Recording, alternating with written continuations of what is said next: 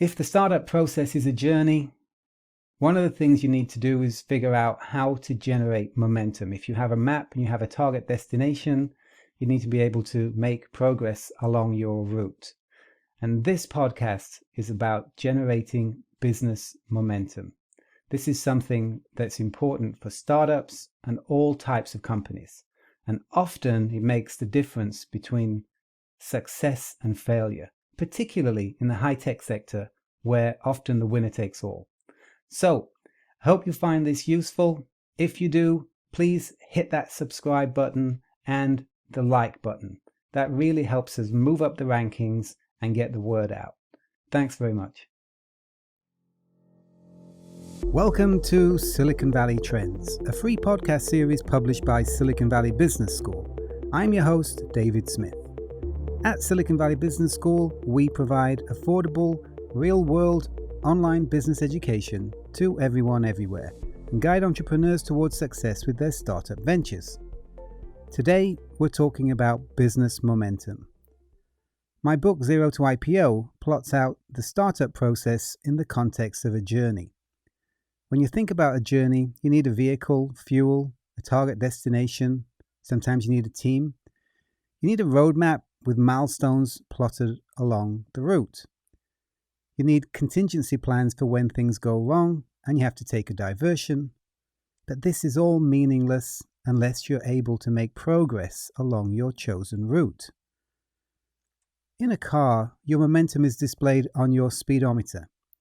Some cars go faster than others, and the same is true with startups and all types of businesses. The Tesla electric car produces a huge amount of momentum in a short period of time. And the same was true for the Tesla company. Hitting milestones and generating a buzz in the industry enabled Tesla to attract customers, investors, employees, and do seemingly impossible things when you consider that the company has never produced an annual profit so far and has continued to burn up cash at an alarming rate.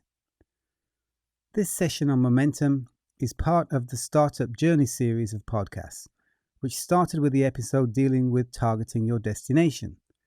And you'll find a lot more on momentum, including various maneuvers designed to boost momentum, in the entrepreneurship course on the svbs.co website. Now, in some industries, especially in the tech sector, startups are in a race to generate critical mass, win market share, build a brand, and try to become the front runner in a growing market. The startups that generate momentum are the ones that generally succeed in reaching IPO and raise finance from the public stock markets. They then have a war chest of funds to buy competitors and consolidate their leadership positions. There are many markets where there's only room for one or two large players. For example, in marketplace business models, the buyers are attracted to the marketplaces with the most sellers, and the sellers are attracted to the places with the most buyers. So a kind of gravitational effect pulls buyers and sellers together into a large and growing marketplace. After eBay grew to critical mass in the United States, it was difficult for anyone else to get into the online auction business. But eBay was too late in Japan, where Yahoo grew to dominate, and in China, Alibaba grew to own the marketplace. Whether it's an online auctions or search engines, there are many high-tech markets where the startups are in a race, and the team that's able to generate the most momentum wins the prize. With momentum, you can do magical things. My friend once took me on a ride in his new sports car through the French countryside. I knew he was a former racing driver, but I thought he would drive like I do, only a little faster. I was wrong. So wrong that after about 5 seconds, I was foaming at the mouth and hanging onto my seat. This friend is also an avid skier, and I was surprised to discover that he didn't have a four-wheel drive sports utility vehicle, but took his sports car on his ski trips. He drives his two-wheel drive sports car up icy mountain roads during blizzards. I asked how he could get through the snow and ice without four-wheel drive. Isn't it impossible? How can you move forward if you can't get any traction on the tires? He replied, momentum is a wonderful thing. And it's true. If you gather momentum and you don't come to a dead stop at the bottom of an icy hill, then you can drive quite a long way in apparently impossible conditions. In business, it's momentum that attracts customers, investors, employees, and other members of the team. People like to be associated with the company when they hear the buzz and feel the enthusiasm. Everyone wants to be part of a success story. In the context of your startup, positive momentum is the invisible force that thrusts the company forward towards its chosen destination. Momentum is evidenced by the company's progress, its repeated achievement of milestones and stepping stones.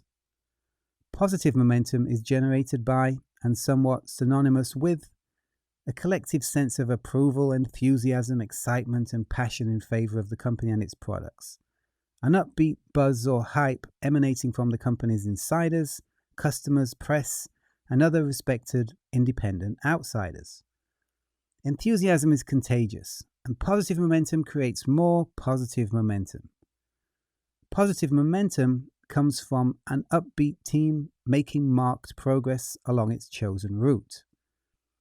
Evidence of the progress makes the team more enthusiastic and energetic, helping the company to achieve more milestones and stepping stones at an accelerated rate in a cycle of progress. In the same way that positive momentum is a magical force that drives the company towards its chosen destination, negative momentum is a menace that paralyzes progress and ultimately destroys the company. Negative momentum is the force that prevents the company from generating traction or making progress towards its target destination. Evidenced by a lack of achievement or a backward step, negative momentum features a pessimistic opinion of the company, its products, and/or its prospects in the market. Unchecked, negative momentum accelerates into a free fall as word gets out that the company is in trouble and team members bail out. The company has no momentum when it fails to achieve its milestones and stepping stones. The team gets despondent when it fails to see any evidence of progress. If they feel that the company has no plan and no future, the employees spend their time polishing their resumes instead of building products or closing sales. Paralysis sets in and the whole operation grinds to a halt. The despondency deepens as key team members bail out. Soon, word spreads to customers, competitors, journalists, and the company's troubles become public knowledge. Instead of people being attracted toward the company, they suddenly want to distance themselves as far away from it as they can. Like any stampede, people get knocked down and trampled on the way out. Loss of momentum is the most dangerous threat to survival for many distressed companies. In conjunction with a developing cash crisis, negative momentum often develops into free-fall momentum that can be very difficult to escape. The company can start out with positive momentum. However, it can stall somewhere en route for a variety of reasons. Maybe there's a fundamental problem. The product doesn't match market demands, or there's some other form of deep-seated problem with the business plan. In these cases, you'll need a radical maneuver. We'll talk about one of these later, like reinventing the company. There could be excess baggage. The company could be saddled with debt, lots of bickering investors, or pending lawsuits. In that situation, you might need another radical momentum maneuver. We'll talk about restarting the company in a little while. The team could be lost. They could have no vision of where the company is going or how it's going to get there. In that situation, you need to plot the route ahead. There could be an unattainable destination, some immovable barrier blocking the company from reaching its goal. If you're targeting your company to reach an IPO and suddenly the stock market is very anti and not very open to startups being IPO'd, new IPOs, then you might need to switch destination. And that's another maneuver that you can do to boost momentum in the company and then target maybe looking at selling the company in a merger acquisition rather than selling the shares in an IPO. And common cause of lack of momentum is a cash crisis. Even the prospect of a distant cash crisis can paralyze the team and halt progress. Well before the cash burns out entirely, the company can go into a state of free fall. Fortunately, there are a number of maneuvers at your disposal designed to boost lagging momentum, kickstart stalled momentum, and reverse negative momentum. Some of the momentum maneuvers will be simple and relatively painless to implement. However, the more radical maneuvers are going to cause tremendous upheaval. In times of crisis, upheaval is often a necessary part of saving the company. Be prepared. People seem to be resistant to change, all forms of change, and some energy will be required to break the status quo and overcome this state of inertia. Companies at all stages of growth can boost momentum by spreading the good vibes. Steve Jobs used to regularly send out propaganda emails to friends, colleagues, and virtually every email address he could lay his hands on. This has since become a management feature for virtually all successful startups, especially in the era of social media, where creating and maintaining a positive buzz around the company has become essential for success. En route to a spectacularly successful .com IPO, my friend became a master of momentum, sending out good vibe press releases on a daily basis and whipping his team into a frenzy of excitement. Here are some tips for spreading the good vibes and generating a positive buzz around your company. Maintain your own level of enthusiasm. Team leaders need to stay upbeat, regardless of whether they're having a bad hair day. Maintain a general level of excitement in the team, at all cost. Feel-good beer bus gatherings and social events can help boost morale in the team. Any employee that persistently keeps spreading bad vibes by shouting or whispering, "We're all doomed," "We're all going to die," or "Our competitors are going to kill us," these employees need to be taken out as quickly as possible. Look for good news and spread it. Evidence of marked progress is ideal, but even small wins are worth getting excited about. Don't hide from bad news, but don't dwell on it. If there's bad news, show you acknowledge it and move on. And then expose the passionate people in your team to as many as you can. Momentum is contagious. There's never a bad time to spread the good vibes. This is something you need to do on a consistent basis. Now, people always like to know where they're going and how they're going to get there. At the very least, they need to feel that the team leaders have a map and a well-considered route. This is particularly important in times of crisis.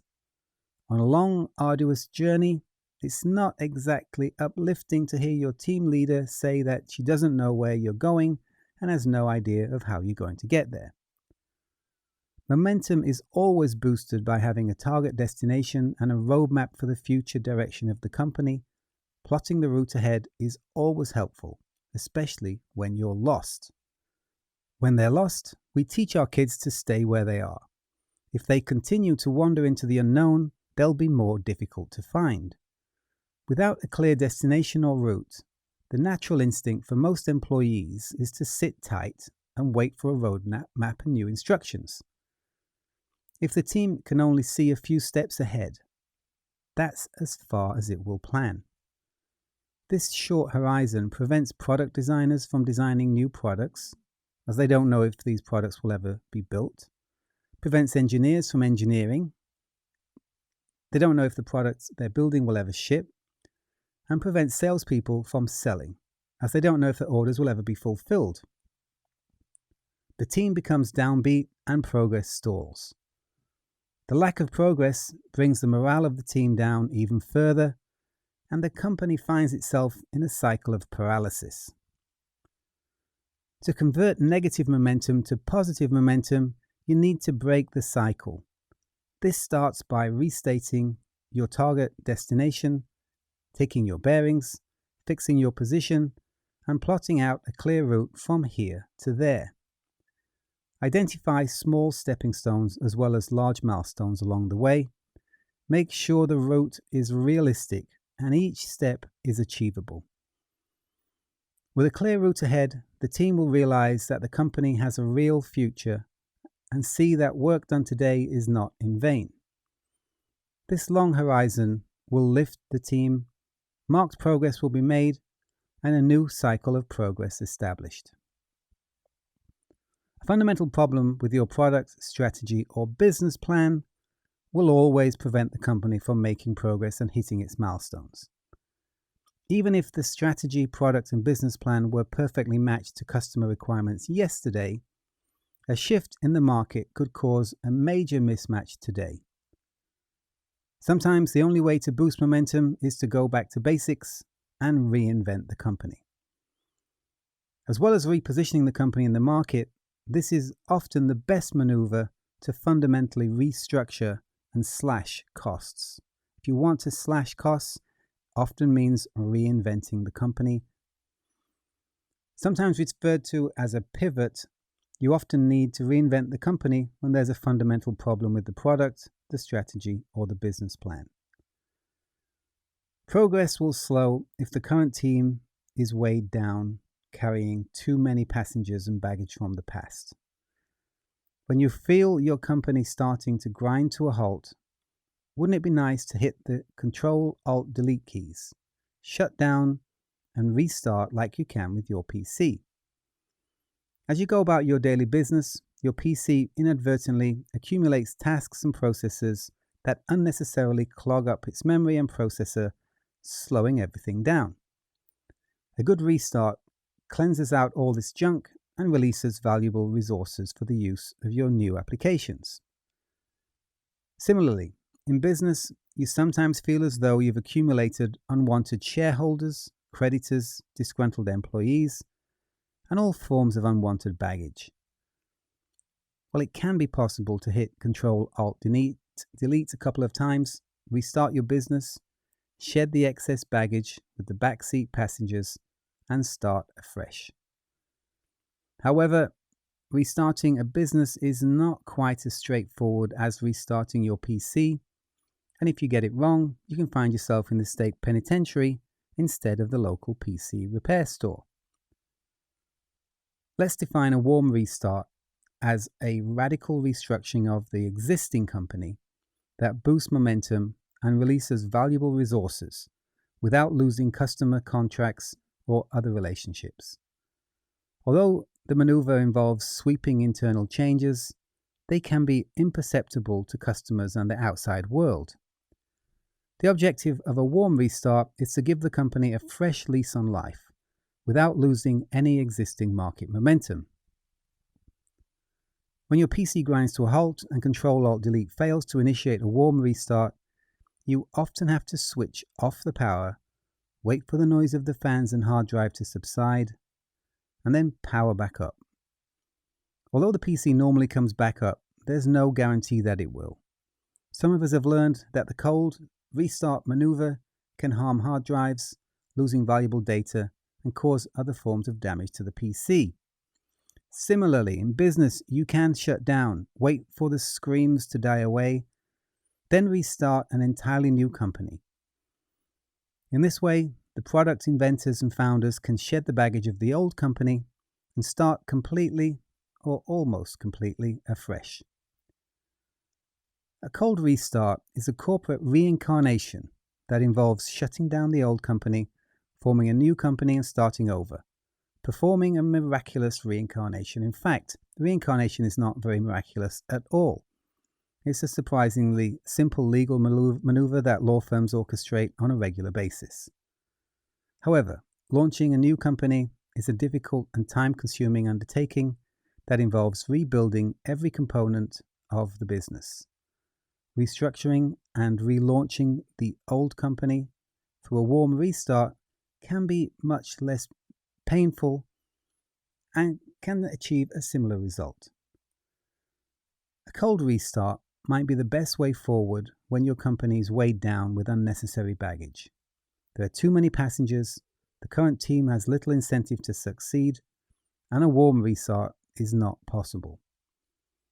The business journals are filled with stories of unscrupulous entrepreneurs closing down companies, buying up all the assets for pennies on the dollar, then forming new corporations with the same team, same core product, even the same office space and furniture. The law courts understandably frown on this practice. On the other hand, the courts are normally understanding that former employees of defunct companies have to earn an income, and this often involves forming new companies in the same line of business. Of course, these radical maneuvers I'm talking about here are only suitable for situations where momentum has ground to a halt and fundamental changes are necessary to turn things around. A key question in the tech sector is what happens to the intellectual property after the old company is shut down. This depends on the creditors and shareholders of the old company. They can try to sell the IP, but I've been in the IP brokering business with Tynax for over 15 years, and I can tell you there are not many buyers looking for software code, old software code should I say, and other forms of intellectual property from defunct startups. If you manage the shareholder and creditor relationships and the shutdown process carefully, it is possible to acquire the IP at very reasonable rates in some situations. I helped my friend through a cold restart process. After shutting the doors on the old company, the management team formed a new company and approached the shareholders of the old company, the former venture capital investors, and inquired about buying the patents. They were quite amenable and agreed to sell the patents and the IP to the new company for just $5,000. That's somewhat surprising, but I assure you it can happen. It did happen, and the new company is operating successfully to this day without all the baggage that was hampering the old one. If you start a new company, assemble a winning team, create a positive buzz, and consistently hit your milestones, you hopefully won't need to consider cold restarts or any of the more radical maneuvers we talked about here today. Momentum is critical for success in business, especially in the fast-moving tech sector. Recognizing this and figuring out how to generate positive momentum can make the difference between your venture winding up in a painful shutdown or reaching a profitable IPO. There's a lot more detail on warm restarts, cold restarts with asset transfers, and other momentum maneuver information in our Silicon Valley Business School knowledge base and in the business momentum sections of our online entrepreneurship course, where you can find more information on business momentum and the startup journey. The podcast episode on targeting your destination is closely related to this one on momentum, so you might want to check out that podcast as well. You're welcome to join me in my Silicon Valley Business School chat room where I can answer your questions. You'll see that we have other experts on startups, marketing and momentum on the svbs.co website. You will shortly be able to easily book a one-to-one video conference if you have any specific questions. I hope you'll join us for future podcasts. Don't forget to subscribe so you get new episodes as and when they're released. And please rate us in your podcast player, as this will help us get the word out to entrepreneurs and the other people we're trying to help with this podcast series. That's it for today. Hope you tune in to the next Silicon Valley Trends, the podcast for innovators and entrepreneurs.